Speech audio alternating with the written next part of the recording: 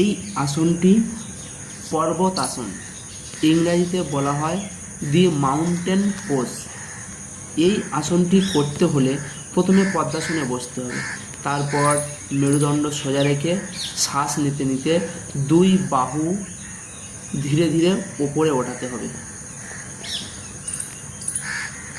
বাহু দুটি কানের পাতা স্পর্শ করবে, অর্থাৎ দুই হাত কানের দুপাশ দিয়ে টান টান করে ওপরে তুলে মেরুদণ্ড যতটা সম্ভব সোজা ও শিথিল রেখে বসতে হবে। শ্বাস ছাড়তে ছাড়তে হাত নামাতে হবে এবং শ্বাস নিতে নিতে হাত দুটি ওপরে টান টান করে তুলতে হবে। এই আসনের উপকারিতা, এই আসন করলে আমাদের কি লাভ হবে?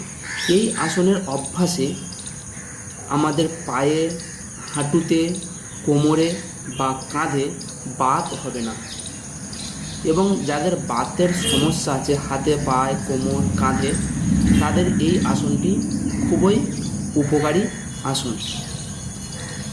এছাড়াও এই আসনটি করলে দেহের ভারসাম্য বৃদ্ধি পায়।